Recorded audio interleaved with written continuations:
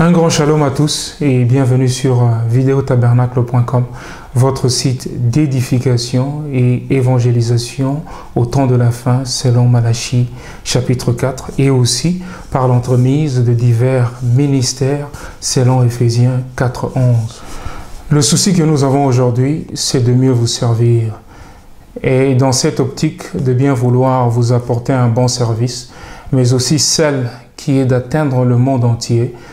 L'équipe de Vidéo Tabernacle lance un appel aux frères, tout comme aux sœurs, qui aimeraient collaborer avec nous pour mener des interviews, des reportages dans le compte de Vidéo Tabernacle, de bien vouloir nous contacter à partir des détails affichés. Et c'est de cette manière que nous pourrons montrer à l'épouse du monde entier la manière dont Dieu travaille dans les différentes régions et différents pays du monde.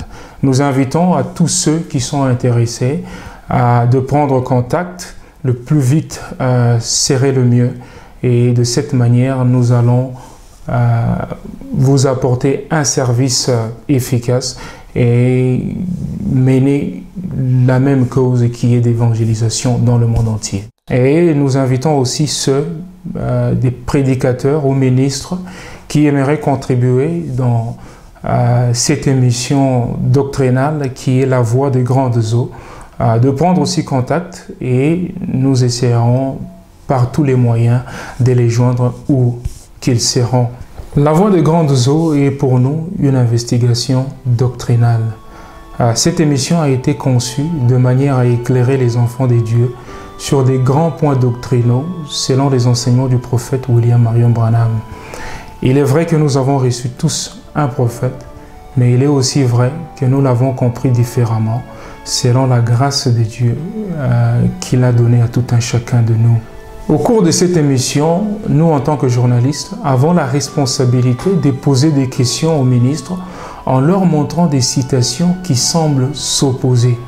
Ainsi, à leur tour, le ministre essaiera de relier ces écritures qui paraissent contradictoires et essayer de montrer aux enfants de Dieu une image claire, tenant compte qu'ils ont la responsabilité de répéter ce qu'a dit les bandes. Nous aimerions clarifier que le journaliste ne défend aucune doctrine ni tendance, mais simplement se place toujours en opposition avec l'orateur en face pour lui permettre de bien répondre à certaines questions qui peuvent se trouver sur les cœurs des croyants. Cette méthodologie a été adoptée à cause d'un constat dans le message que nous trouvons parmi nous croyants du message, c'est que la plupart ont toujours des citations ou des écritures qui semblent confirmer simplement leur manière de voir. Mais cependant, il y a aussi d'autres citations qui semblent montrer le contraire.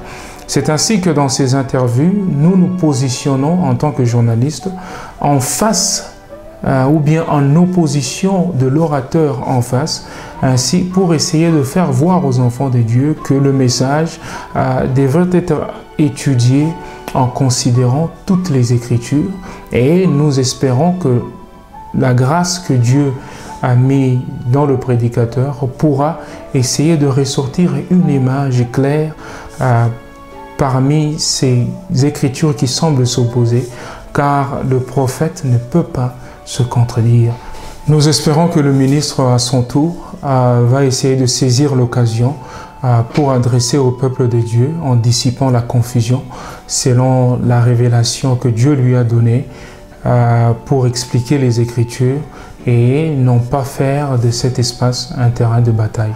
Merci beaucoup et que Dieu vous bénisse.